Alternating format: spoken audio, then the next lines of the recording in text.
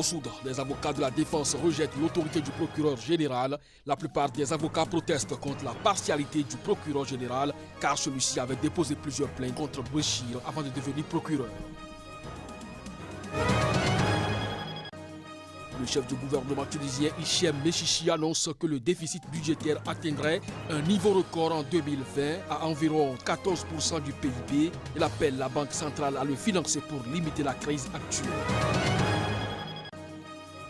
Au Cameroun, 6 à 11 enseignants ont été kidnappés mardi dans une nouvelle attaque d'une école dans la zone anglophone du pays, une zone en proie depuis plusieurs années à de conflits sanglants.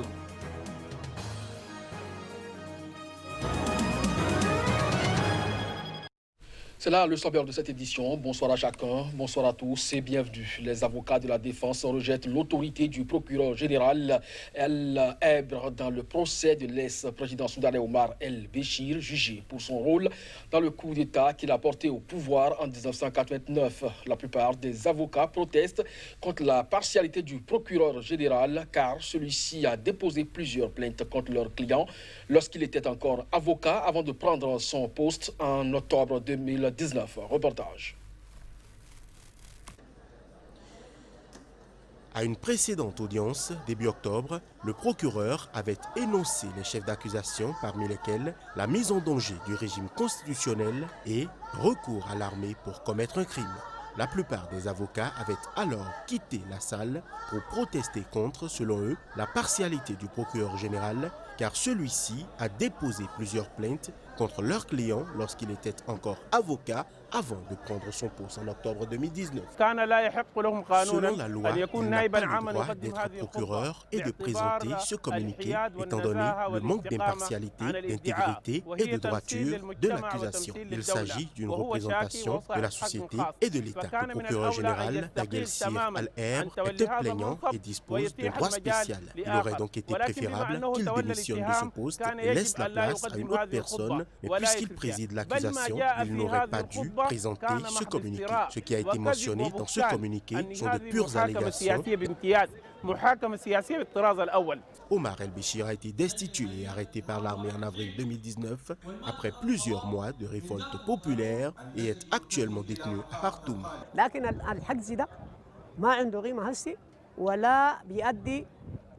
Cette détention n'a aucune valeur et ne sert aucun but. Nous sommes bien conscients qu'il ne s'agit pas d'un procès, parce que, selon la loi qu'ils se sont engagés à respecter, toute affaire est soumise à une prescription après 10 ans, selon l'article dans les tests de loi. Dans un autre procès, il a été condamné à 2 ans de prison pour corruption en décembre 2019.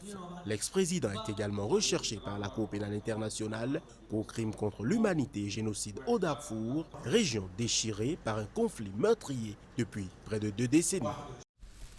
Au Cameroun, 6 à 11 enseignants ont été enlevés mardi dans une nouvelle attaque d'une école dans les zones anglophones du pays. Une zone en proie depuis près de 4 ans déjà à un conflit sanglant entre rebelles et séparatistes, forces de sécurité. Mardi, l'assaut d'une école protestante, la Presbyterian Primary and Secondary School, par des hommes non identifiés a eu lieu à Kombo, dans la région du Nord-Ouest. 11 professeurs ont été emmenés par des assaillants, selon le révérend Samuel Fonki, chef de l'église presbytérienne de Cameroun, et Stephen Afou, président de la Poutou, un syndicat d'enseignants presbytériens.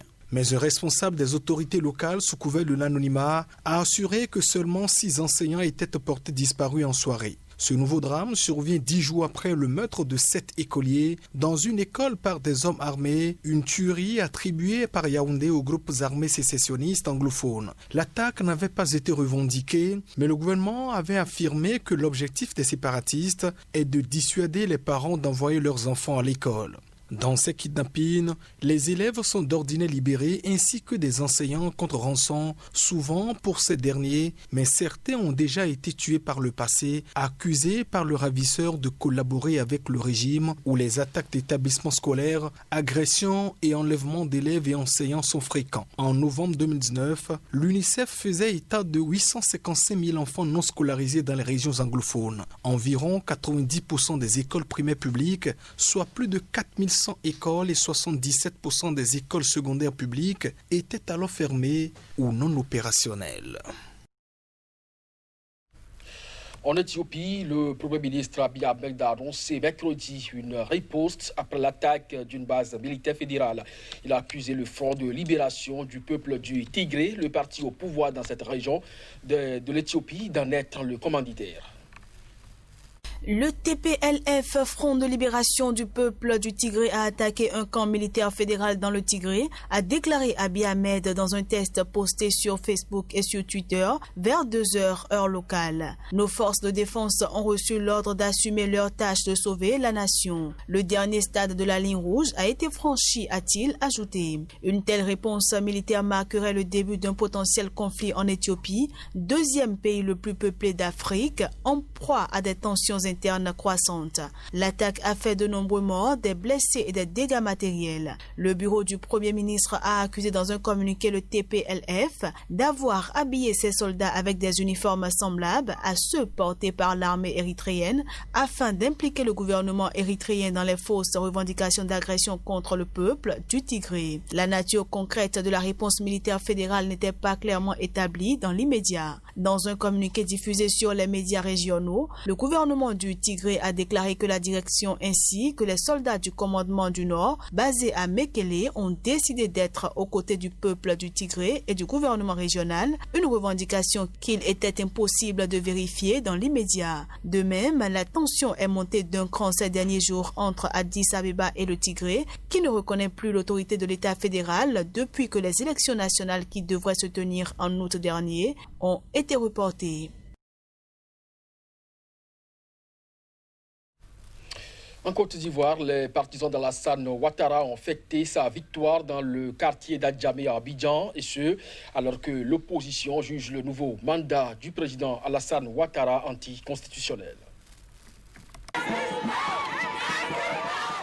Les partisans du président ivoirien Alassane Ouattara ont célébré sa réélection dans les rues d'Adjamé, un quartier de la capitale économique ivoirienne Abidjan, alors qu'une caravane fait le tour de la ville pour fêter la victoire. Avec le président Ado,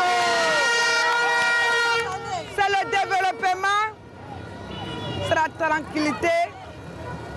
Avec le président Ado, c'est un coup chaos. Bon, ici, là, on est là pour mon président Ado. Ado, c'est là, c'est un coup chaos. Boba Djamé, c'est RH. Il n'y a pas l'homme. Le président Alassane Ouattara, âgé de 78 ans, a été réélu sur le score fleuve de 94,27% des voix au premier tour, selon les résultats provisoires de la présidentielle de samedi proclamés par la commission électorale indépendante ce mardi à l'aube. L'opposition, qui a boycotté le scrutin, juge son troisième mandat anticonstitutionnel et avait appelé ses partisans à une campagne de désobéissance civile. L'Organisation des Nations Unies s'est inquiétée ce mardi de l'afflux de quelques 3200 ressortissants de la Côte d'Ivoire dans les pays voisins, à savoir le Libéria, le Ghana et le Togo, pour fuir les violences 10 ans après la crise qui avait donc suivi la présidentielle de 2010, faisant 3000 morts. On parle toujours présidentiel avec le président américain Donald Trump qui a affirmé avoir remporté l'élection américaine alors que les décomptes ont continué tout au long de la journée, vont se poursuivre dans plusieurs États clés et que Joe Biden reste en mesure de l'emporter, ce dernier qui se dit d'ailleurs optimiste quant aux résultats.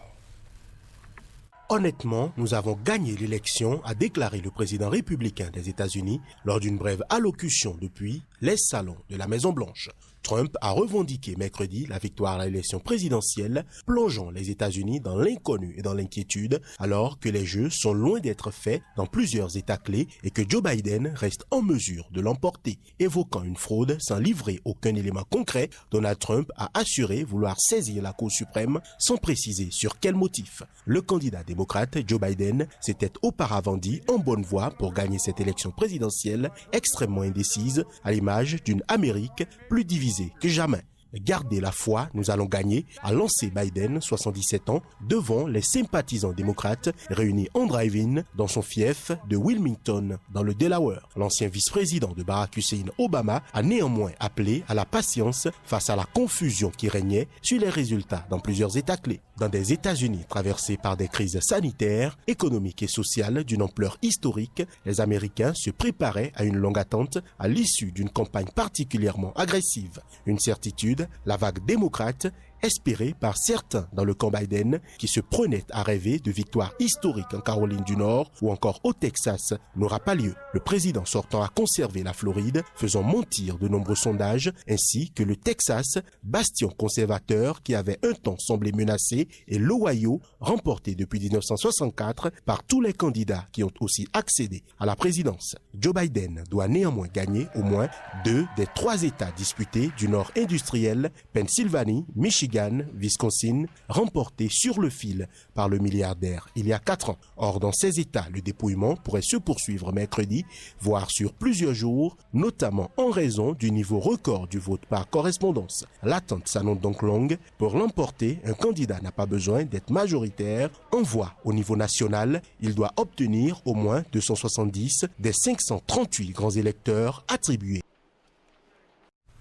Le chef du gouvernement tunisien Hichem Mechichi a annoncé que le déficit budgétaire atteindrait un niveau record en 2020 à environ 14% du PIB, appelant du coup la Banque centrale à le financer pour limiter la crise actuelle dans le pays. Le Fonds monétaire international a déjà dit s'attendre à un recul historique du produit intérieur brut en Tunisie, à moins 7% en 2020, en raison notamment des conséquences de la pandémie de Covid-19. Cette situation est aussi le résultat du cumul de plusieurs années d'instabilité économique, sociale et politique, a estimé Mechichi. Depuis la révolution de 2011, 9 gouvernements se sont succédés, entravant l'adoption de réformes de fonds pour relancer une économie en difficulté. Le déficit budgétaire en 2020 atteindra 14% du produit intérieur brut et il n'est possible de réduire ce taux que de 2 points seulement en reportant le remboursement des dettes, a indiqué Mechichi. Le plan quadriennal de financement du Fonds monétaire international a pris fin au printemps, sans perspective pour la suite, alors que Tunis, qui s'est largement appuyé sur les bailleurs internationaux ces dernières années, peine à boucler son budget pour 2020. Pour Mechichi, la solution est que la Banque centrale, qui est consciente de son rôle pour limiter cette crise actuelle, participe à financer ce déficit. La Banque centrale de Tunisie avait critiqué la semaine dernière un déficit jugé excessif et un recours estimé trop lourd au financement intérieur dans la loi de finances complémentaire. Il est nécessaire de retourner au travail, a martelé Mechichi, ajoutant qu'il n'est plus acceptable de permettre les protestations qui bloquent des routes et qui entravent l'exploitation des richesses du pays comme le pétrole et le phosphate. La Tunisie, l'un des principaux producteurs de phosphate au monde, a dû en importer cette année en raison de mouvements sociaux similaires selon des médias locaux. Voilà, c'est sur cette information que se referme ce journal. Merci à vous de nous avoir suivis. Très bonne suite de programme sur SICA. À très bientôt.